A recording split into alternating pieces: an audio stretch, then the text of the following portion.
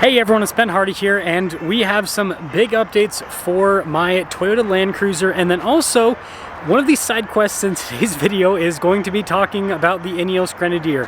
A lot of people have wanted an update on the check engine light situation with the Ineos Grenadier, so we'll also be going over that in today's video. So with that being said, let's just get into it.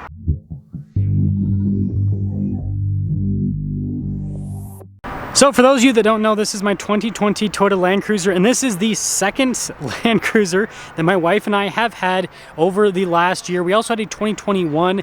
This one's a Heritage Edition. The 21 was just a regular with the 3-row. And our plan with these Land Cruisers was to basically just drive them and put a ton of miles on them, because a lot of people that I talked to swore by the Toyota Land Cruiser. I looked up, on the forums. I also watched a bunch of reviews, and everyone was super positive about this vehicle, about the reliability and the durability. And well, long story short, the first one ended up just being super problematic. It had rust issues, it had airbag issues, and it ended up being so expensive to repair that it made more sense to just get rid of the Land Cruiser rather than try to fight with it. And now I've been having a fight with this Land Cruiser, and it's super disappointing. I mean, I've had a lot of people say that, oh, I'm just the unluckiest person on the planet. There's no way that someone could have trouble with two different Land Cruisers, and maybe I am just the unluckiest person on the planet, or maybe there is some major issues with some of the vehicles that Toyota builds. So let's pop inside here so that I can show you guys the sad reality of this Land Cruiser.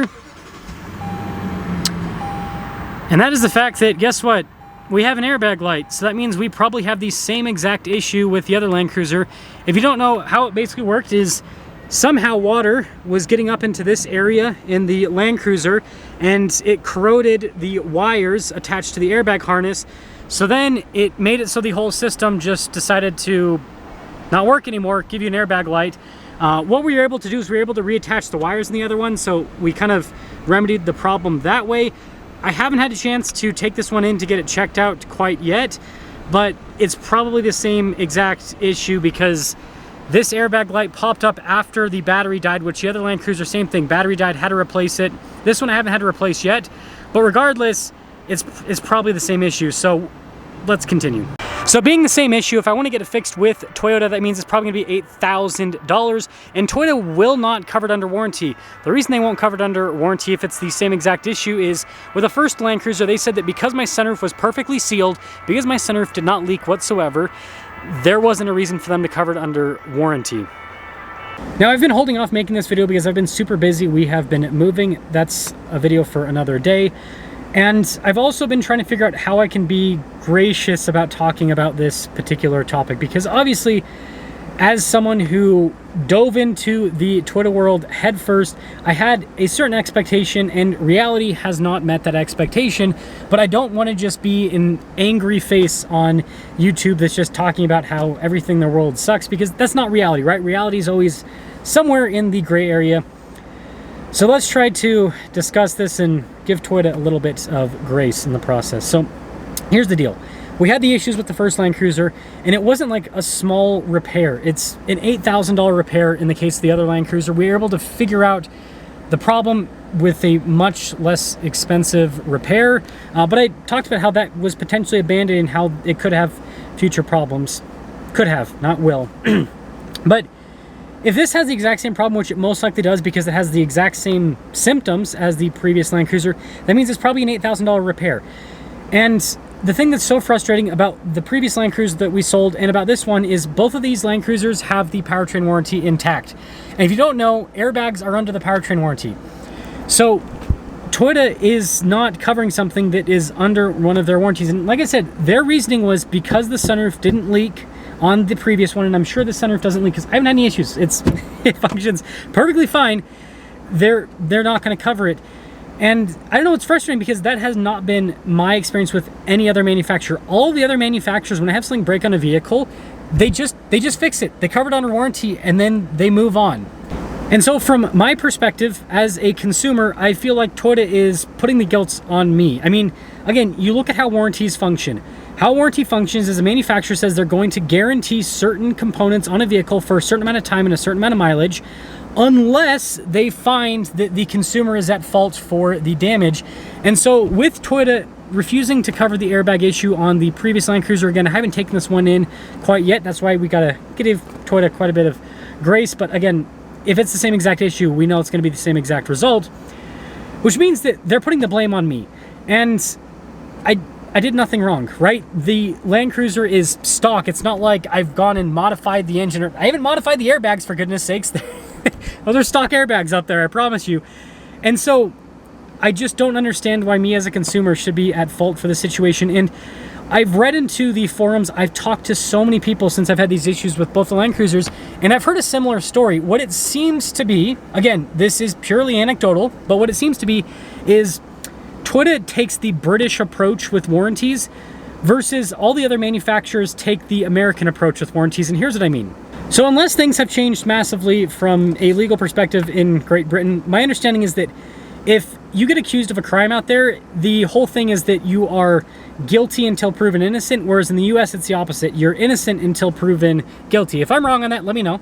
But that's where the analogy comes in. It seems like with a lot of manufacturers, they take the US approach where they assume that the customer is innocent until proven guilty with the fault on the car, right? They go and, they obviously have the service department look at what happened, what broke on the car. They jot that down, but they typically just cover it under warranty and then just send the consumer off their way. It's kind of like a goodwill gesture, even if it was something that the consumer caused. Like, for example, my Gen 2 Ford Raptor, I broke the axle. I broke the front axle on that truck. Ford covered under warranty. I'm sure that they jotted it down, axle broke on Ford Raptor, trying to figure out what happened with the system, but still, it was covered under warranty, and I would say objectively, that was probably my fault when I took it off-road. Toyota, on the other hand, seems to do the opposite, where they assume the consumer is guilty and that the product is innocent. And so it's like it's flip-flopped.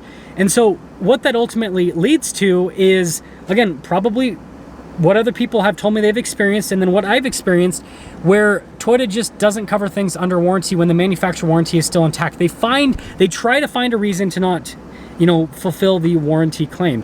Now, I don't know why that is. Obviously Toyota has this reputation for reliable vehicles, so maybe that's why they just assume the consumer's at fault because they stand behind their product so much. But also, I feel like standing behind your product would be covering things under warranty if they happen to break. That's just my 2 cents on that, personally. And then it could also just be the economics. I mean, this is purely tinfoil hat land, but as of me filming this video, Toyota is the most in-debt company on the planet, from my understanding. And so I could understand if you had a massive amount of debt as a company that you'd try to cut costs everywhere you could, including on warranty claims, because that's really expensive. I mean, Ford, I think they spend over $1 billion per year with recalls and with warranty claims. And so if you could get rid of that expense as a car company, like, that's a lot of money.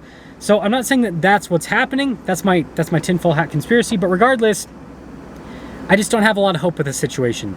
So the last 6,000 miles with the Land Cruiser, I mean, honestly, they've been enjoyable. Like, we took the trip up to Montana and all of that, and it's a great car to drive. I just feel like I'm backed into a corner like I was with the last Land Cruiser. I didn't want to sell the other Land Cruiser. Again, I bought both of these with the intention to keep them for a long time, but they've been really expensive to keep on the road, and that is completely unexpected. And the conclusion I've come to is, with these Toyotas, the powertrains are great. Like, this engine will last forever.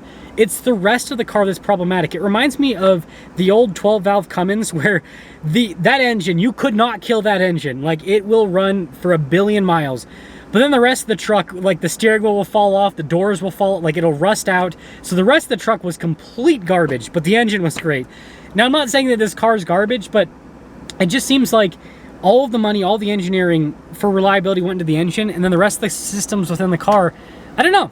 Again, I haven't had other issues other than the battery and the airbag issue, but the more I read on forums, the more I read about other issues with the Land Cruiser, and I just don't know if I want to deal with that because I have to pay for all of it out of pocket. And again, the whole reason why I got this was to not have to do that. I wanted reliability, peace of mind, and to have lower vehicle expenses. And so far, this has been more expensive to own than the Land Rover, because everything that broke in the Land Rover was covered under warranty, because Land Rover, even though they aren't known for, reliability, they at least stand behind their vehicles while they're still under warranty. So I want you guys to let me know in the comment section below what you think I should do with this situation. I don't want to jump into doing anything, but I think I'll have to make a decision at some point with this Land Cruiser. as for right now, I'll be the one driving it because God forbid an accident happens with this vehicle and the airbags don't deploy. Do not want my wife and my little girl in the car. So my wife's actually driving the Ineos Grenadier, and that's what transitions us into the Grenadier side of things. There's no problem with the Grenadier. Fake check engine lights. Look it up on the Grenadier forums. But basically, there's like a measuring issue with switching from imperial to metric and all that kind of stuff. So when you fill up the car with gas, it sometimes pops up a check engine light. They'll have a software update, I think in like 30 to 60 days. And then it won't be a problem anymore. So there's nothing wrong with it. And this is going to annoy a lot of people, but I trust the Ineos Grenadier more than I trust the Land Cruiser because I've been driving that car and it hasn't skipped a beat. Again, it had the check engine light, but it was still drivable, still performed perfectly fine. Nothing wrong with it. And so I think the Grenadier is going to end up being a really good car. Again, time will tell. But the wife's driving that right now. And so, yeah, I'll have to make a decision with the Land Cruiser what to do. But as for right now, I'll be the one driving it and hopefully knock on wood, nothing happens. My little sister, she got in a car accident, what was it, a couple weeks ago now, or a week ago?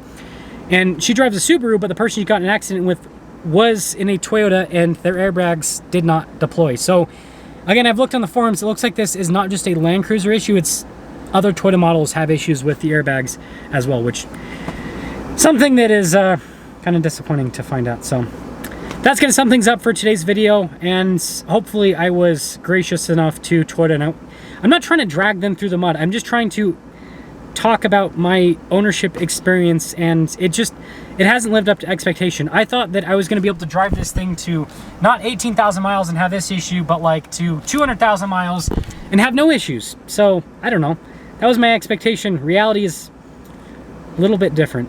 I'll see you.